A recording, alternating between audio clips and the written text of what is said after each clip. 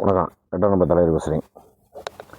ஒரு வழியாக பாரதிய ஜனதா கூட்டணி வேட்பாளரை பூரா அறிவிச்சிட்டாங்க. பாரதிய ஜனதா கட்சியிலேருந்து அறிவிச்சிட்டாங்க. அவங்க எல்லாருமே அறிவிச்சிட்டாங்க. நீ பாக்கி இருக்கிறது காங்கிரஸ் மட்டும்தான் நீ இந்த தேர்தலில். ஏன்னா 2 நாளில் முடிய போகுது. நாமினேஷன் 2 நாளில் முடிய போகுது. நல்ல வேலைக்கு இப்போ பாரதிய ஜனதாவிலேருந்து ஒரு வேட்பாளர் அறிவிச்சிக்கல. ஏப்ரல் மாதம் 12ஆம் தேதி நாமினேஷன் எல்லாரும் கொண்டு 27 பேர் கொண்டு அவன் தேர்தல் அதிகாரி புரட்டி அடித்து வட்டி விட்டு போங்க, எந்த காலத்தில் இருக்கிய தேர்தலாம் முடிஞ்ச போராட்டா நாமினேஷன் பண்ண வரைய அவங்க அடித்து வட்டி விடாமல். இதுதான் தேசிய கட்சியில் இருக்கக்கூடிய விவரமே பிரச்சனையே. இப்போ இதுதான் எங்கள் ஊரில் ஒருத்தர் சொல்லுவார், தேசிய கட்சியில் செயல்படுறது ஒன்று தான், செத்த பணத்துக்கு ரத்தம் ஏற்றுறது ஒன்று தான் அப்படின்னு சொல்லுவார். இதன் எதுக்கு சொல்ல வரேன்னா அண்ணாமலைக்கு சொல்லிட்டாங்க.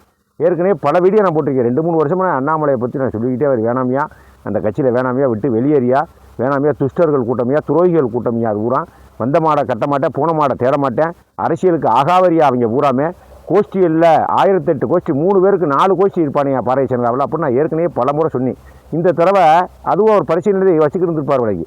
இந்த தடவை அவர் பேர் இல்லாமல், அவருக்கு கேட்ட தொகுதி இல்லாமல், அங்கே இருக்கக்கூடிய எல்லாரும் கூட்டணி சேர்ந்துக்கிட்டு மோடியிலேருந்து அமித்ஷா முதற்கொண்டு எல்லாரும், பழனிசாமி முதற்கொண்டு எல்லாரும் சேர்ந்தே பேசியிருப்பாங்க வரைக்கும் இவருக்கு சீட்டு கொடுக்கக்கூடாது இந்த முறை அப்படிங்கிற மாதிரி பேசியிருப்பாங்க வரைக்கும். அவர் சோர்வாகி வெளியேற்றார். பிரதமர் கூப்பிட்டு போகலை. நீ நில்லுங்கன்னு இப்போ 4 நாளாக போட்டு நமுத்திருப்பாங்க வரைக்கும். இல்லை நான் நிற்கலை அப்படின்னு ஒரே பிடிவாதத்தை சொல்லிட்டார். அதனால் 27 வேட்பாளரையும் அறிவிச்சிட்டாங்க இன்றைக்கி. அவர் என்ன சொல்கிறாருன்னா, நான் எல்லாத்துக்கும் பிரச்சாரத்துக்கு போவேன், நான் மட்டும் நிற்க மாட்டேன் அப்படின்ட்டு. ஆக மொத்தத்தில் கருத்து கணிப்பு வர்றதை வச்சு ஆக மொத்தம் எல்லா தொகுதியிலும் தோக்கத்தை போகிறாங்க. இது நம்ம நின்று எதுக்கு தோக்கணும் அப்படிங்கிற மாதிரி அவர் ஒரு முடிவில் இருப்பார் போல் தெரியுது அண்ணாமலை.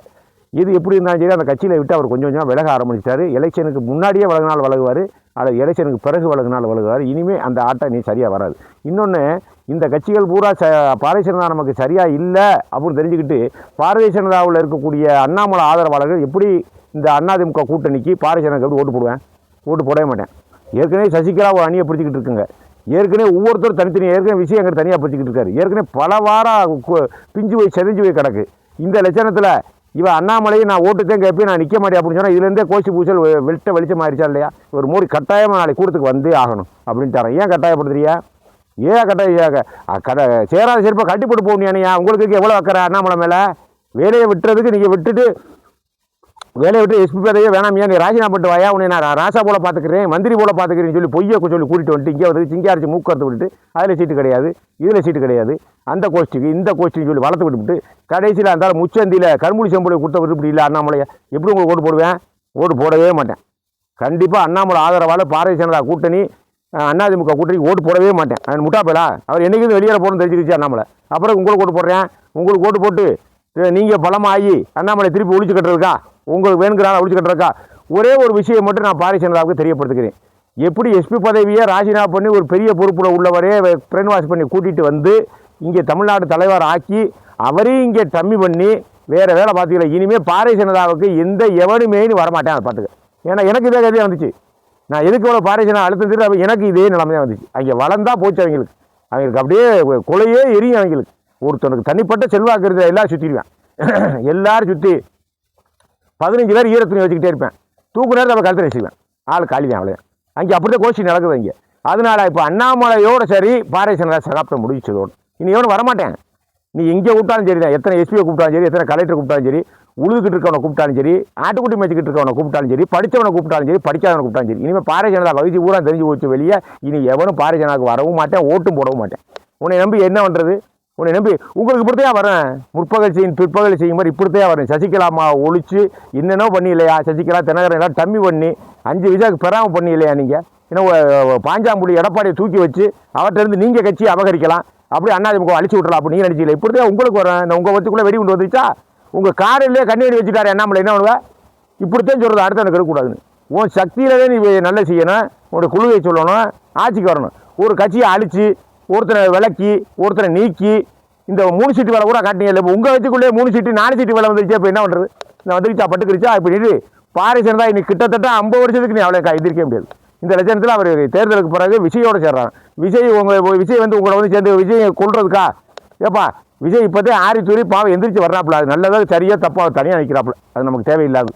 அவர் சரியாக தப்பாக அவர் ஜெயிக்கிறாரு, தோக்குறாரு, அது வேறு. பாரதிய ஜனதாக்காரன் இங்கே துண்டை போட்டு அவனே காலி பண்ணுறாங்க. அண்ணாதிமுக காலி பண்ண மாதிரி அவருக்கு தெரியாமா? முட்டாளா? இப்போயே 1000 கோடி காலியான். இந்த 1000 கோடி கூட நான் தெரிய வந்து இணையா அப்படின்னு சொல்லுவாங்க அவங்க. நான் உன்னை முதலமைச்சருக்கு கட்சி இணையான்னு சொல்லி. ஆனால் இனிமேல் அது சாத்தியமே கிடையாது. அண்ணாமலை எப்போ நீங்கள் கட்சியை விட்டு விலக போகிறாரோ அப்போயே உங்கள் கட்சிக்கு தமிழ்நாட்டில் சகாப்தமே முடிஞ்சிச்சு. இனிமேல் அது ரிசல்ட் என்னத்தை பார்க்க போறீங்க? நேற்று ஒரு கருத்து கணிப்பு சொல்லிட்டேன். 172 இடத்துல திமுக பிடிக்கும்ட்டேன். 172 கொஞ்சம் நெஞ்சம் இல்லை. போரியை பொறுத்து நீங்கள் டெல்லியை விட்டு நீங்கள் வரவே முடியாது. போரியை பொறுத்து நீங்கள் ஒரு போரியை வாங்கிக்கங்க. மெட்ராஸுக்கு வர்றதோட மோடி அமித்ஷாவுக்கு இங்கேருந்தே ஒரு போரியை கொண்டு போயிருங்க. இங்கே வராது. இங்கே உங்களுக்கு வேலை கிடையாது. உங்கள் சம்பவம்லாம் நீ சாயாதீங்க.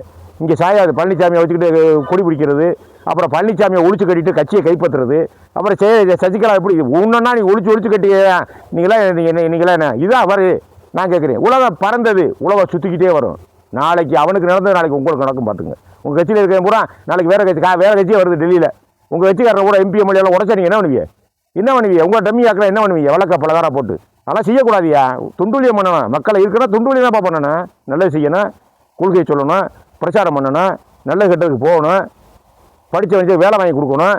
என்ன குடும்பத்தில் ஒரு ஆளாக செயல்படுறதா கட்சி வளரணும். இதை விட்டு ஒரு கட்சி அழிக்கிறதே கட்சி பழைய வஞ்சி ஊற்றிட்டு ஒரு கட்சி அழிக்கிறதே ஒவ்வொரு மாநிலத்துக்கு போகணும். எந்த கட்சியாக அழிக்கிறதே வேலை. அவங்க ஒரு ஃபார்மேட் வச்சுருக்காங்க. ஒவ்வொரு ஆளாக பிடிச்சி ஆட்சியை பிடிக்க முடியாது. ஒரு கட்சியை அழிச்சிட வேண்டியது. அதில் நம்ம ஆட்சிக்கு வந்துடணும். அது இப்படி தான் இப்போ பழனிசாமி தூக்கி போட்டு வச்சுருக்காங்க. அதை பார்த்துக்க. ஒன்றும் இல்லை. நான் சொல்கிறது உண்மையாக பொய்யாங்கிறது நீங்கள் எலெக்ஷனுக்கு பிறகு பார்த்துக்கிறீங்க. அதை பார்த்துங்க. இப்போயே உங்களுக்கு பெரும்பாலும் தெரியும். ஆனால் உங்களுக்கு அதை என்ன கிரகிக்க முடியல. அதிமுககாரங்களுக்கு போனால் அதை பார்த்துக்க. எல்லாருமே நான் ஏற்கனவே சொன்ன என்னுடைய முடிவில் மாற்றமே கிடையாது. எடப்பாடி பழனிசாமி தலைமை இருக்கு வரைக்கும் வீட்டில் ஒரு காவி வேட்டி, காவி துண்டு, ஒரு உத்தராட்ச கொட்டை மாலை வாங்கி வச்சுக்க நீ பூரா பாறைகளை கரைஞ்சா பார்த்துக்க. இப்போ ஏற்கனவே ராஜேந்திர பாலாஜியில் இருந்து, செல்லூர் ராசியில் இருந்து, உதயகுமாரில் இருந்து, தங்கமணியிலேருந்து, வேலுமணியிலேருந்து அத்தனை பேர் பிஜேபி தான். அவங்கள்ட்ட கிடையாது. சும்மா எதுக்கு ஏமாத்துற வேலையா? ஏமாத்த பூரா அவங்க பக்கமே இருக்காங்க. யாருமே கிடையாதுப்பா அவங்க பக்கம். சும்மா ஒரு கரை வேட்டியை கட்டிக்க வாப்பானா வந்துடுவேன். காய் ஓட்டி தூக்கி போட்டு எல்லாரும் வேட்டியை 3 சுற்றி அண்ணாதிமுக வேட்டி 3 சுற்றி போட்டு காவி கட்டி போயிட்டே இருப்பேன். அதே மாதிரி தான் எல்லாருக்கும் இந்த கதி தான். 3 பேர் அப்போ 10 பேர் போயிட்டேன், 20 பேர் போயிட்டேன். நீங்களா எந்த மட்டுக்கு? உங்களுக்கு இதே கதி தான். உங்களுக்கு இதே கதி. ஆக மொத்தத்தில் அண்ணாமலை விலகுனது தமிழ்நாடு பாரேசனா இதோட முடிஞ்சிச்சு. இதோட கதையை 6 குழியை வெட்டி பாரேசனா தமிழ்நாட்டில் மூடுதையா?